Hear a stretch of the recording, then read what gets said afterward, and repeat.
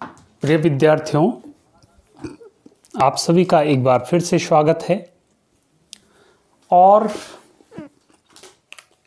अब हम जानने का प्रयास करेंगे कि हमारे पास जो तरंग स्रोत S1 और S2 हैं और इनके कारण कैपिटल D दूरी पर रखे हुए पर्दे पर जो व्यतिकरण पैटर्न देखने को मिल रहा है, उस पर ऐसी दशा में क्या फ़र्क पड़ेगा कि हम किसी एक तरंग स्रोत के मार्ग में कोई पारदर्शी प्लेट रख दें, कांच की प्लेट रख दें या जो भी ट्रांसपेरेंट कोई प्लेट है उसको रख दें, तो क्या प्रभाव पड़ेगा व्यतिकरण पैटर्न पर। ठीक है, तो उसको हम जानने का यहाँ पर प्रयास करेंगे।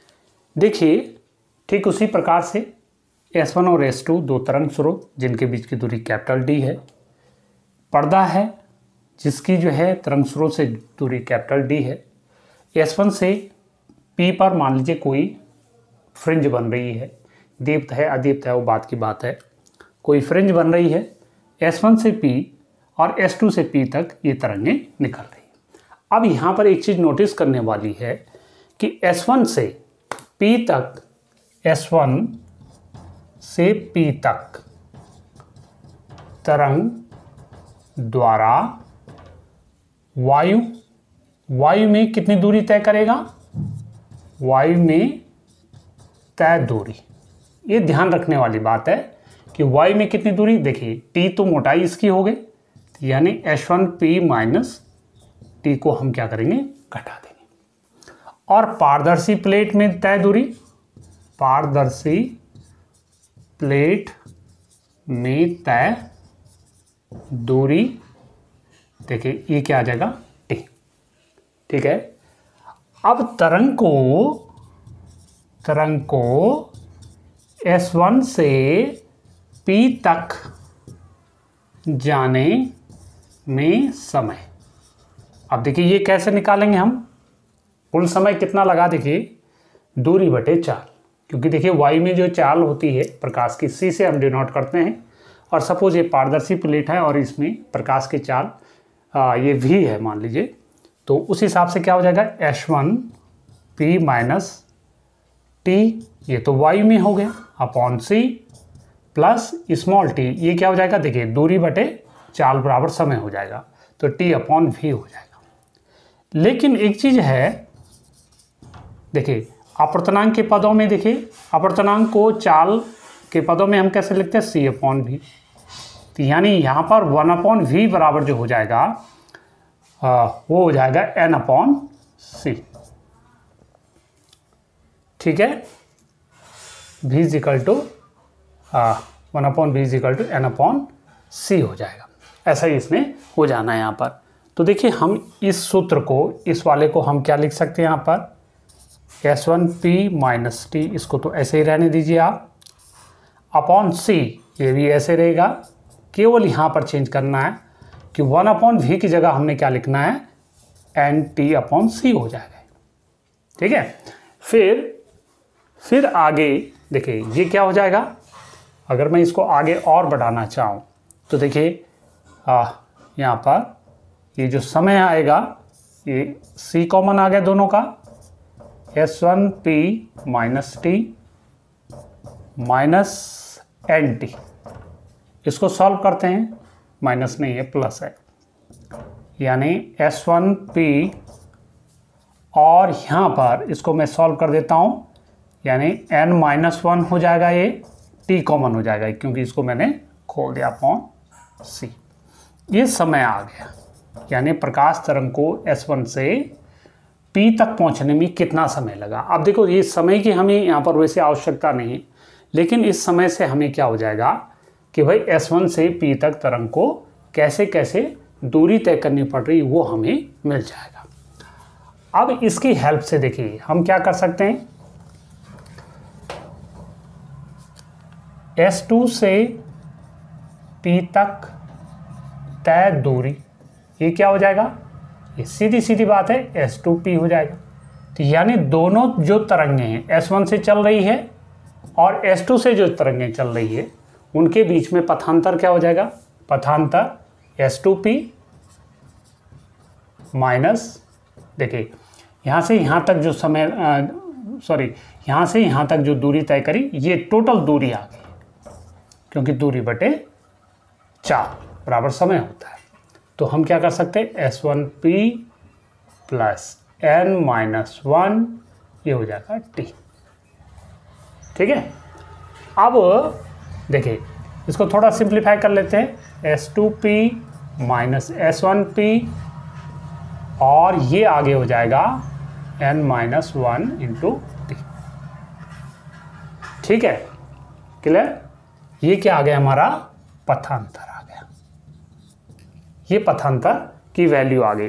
अब इस पथांतर की वैल्यू से हम क्या निकाल सकते हैं, ठीक उसी प्रकार से जैसे हम पीछे निकाल रहे थे कि भाई अगर यदि P पर MV दीप्त फ्रिंज है तो तब क्या हो जाएगा, पथांतर क्या होना चाहिए, पथांतर की जो वैल्यू आएगी वो m लैम्डा होना चाहिए, जहाँ m बराबर 0 1 2 3 4 करके ऐसे होता है, m बराबर 0 1 2 3 ऐसे ऐसे करके। तो फिर देखिए ये क्या हो जाएगा, पथांतर की वैल्यू रख दीजिए S2P माइनस S1P और माइनस n-1 इंटू T बराबर m लैम्डा। ठीक है, या इसको मैं ऐसे क्या कह सकता हूँ, S2P माइनस S1P बराबर ये हो जाएगा वहाँ जा कर के m lambda plus n-1 T भी है, आप कह सकते हैं इसको। ठीक हो गया। अब S2P माइनस S1P आपको ध्यान होगा पीछे हमने निकाला था, तो इसकी जो वैल्यू आती थी वो आती थी small d upon capital D XM ऐसा आता है, और m lambda plus n-1 small t और XM इज इक्वल टू, ये जो है हमारे पास आ जाएगा XM is equal to m lambda plus n-1 t into capital D upon small t। ये XM की वैल्यू आ गई। ठीक है, अब देखिए ये तो तब है कि भाई जब ये जो दीप्त फ्रिंज ये जो पारदर्शी प्लेट है S1 के मार्ग में हमने रखी हुई है। अब अगर मैं बोलूं कि भाई यदि ये पारदर्शी प्लेट S1 के मार्ग में नहीं रखी है, तो ऐसी स्थिति में देखिए पथांतर क्या हो जाना चाहिए, जैसे पीछे आता था वैसे हो जाएगा। देखिए यदि पारदर्शी प्लेट S1 से P के बीच नहीं है, तो ऐसी कंडीशन में देखिए क्या हो जाएगा, यानी t बराबर 0, इसको हटा देंगे हम, तो XM, तो तब जो दूरी है उसको थोड़ा चेंज कर रहा हूँ कि तब जो दूरी है यानी O से P की जो दीप्त फ्रिंज है यहाँ पर, उसकी दूरी क्या हो जाएगी, ये कुछ ऐसे हो जाएगी m lambda dot capital D upon small d। ये मैं पहले भी बता चुका हूँ आपको, ऐसे ये आ जाएगी, ऐसे हो जाएगा। तो यानी देखिए S1 से P तक जाने वाली जो प्रकाश तरंग है उसके मार्ग में पारदर्शी प्लेट है, तो तब तो यहाँ पर ME जो दीप्त फ्रिंज है उसकी दूरी ये थी, लेकिन जैसे पारदर्शी प्लेट को हमने हटा दिया तो उसकी दूरी ये हो गई। तो यानी व्यतिकरण जो पैटर्न था कितना विस्थापित हुआ उसको हम क्या करेंगे, इन दोनों का डिफरेंस करके निकाल सकते हैं। अतः व्यतिकरण पैटर्न में विस्थापन थोड़ा सा जो है फर्क पड़ जाएगा, वो हो जाएगा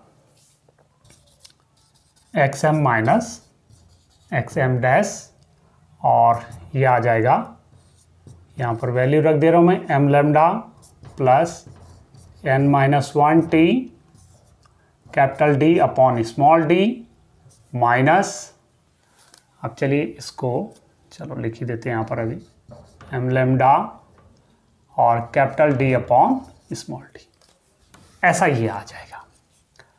और या इसको चलिए हम क्या कर देते हैं, इसको कुछ और नाम दे देता हूँ, मैं x0 इसको कह देता हूँ, ये विस्थापन आ गया। तो यहाँ पर देखिए जब इसको मैं अंदर गुणा करूँगा capital D upon small D plus n-1 T capital D upon small D minus m lambda capital D upon small d, तो देखिए ये दोनों चीज़ें जो है कैंसिल हो जाएगी। तो x0 बराबर n-1 T capital D upon small d. तो ये हो गया व्यतिकरण पैटर्न कितना जो है शिफ्ट हो गया, यानी O से P तक जो है व्यतिकरण पैटर्न कितना दूरी शिफ्ट हो गया, कब? जब किसी एक तरंग स्रोत के मार्ग में हमने पारदर्शी प्लेट को रखा हुआ है। दूसरी बात, हम क्या कर सकते हैं इसकी हेल्प से, पारदर्शी प्लेट की मोटाई, पारदर्शी प्लेट की जो मोटाई है उसको भी ज्ञात कर सकते हैं। देखिए यहीं से T इजिकल टू क्या हो जाएगा, x0 into small D upon n-1 और ये हो जाएगा कैपिटल डी। तो ऐसा व्यंजक इसका आ जाएगा, ठीक है। तो ऐसे हमने इसको करना।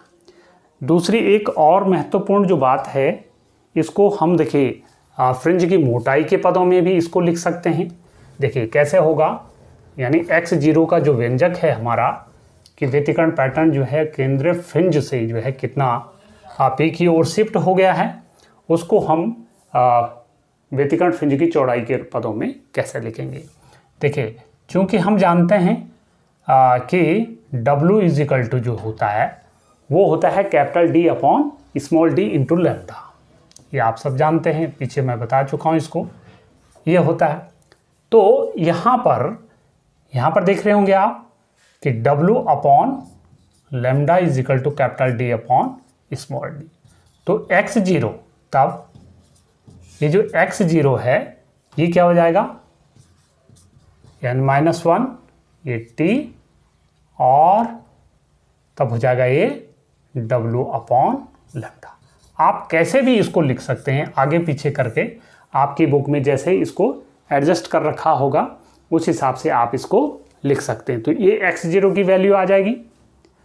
और दूसरा मैं क्या कर सकता हूँ, इसे फ्रिंज की चौड़ाई इसको भी निकाल सकता हूँ।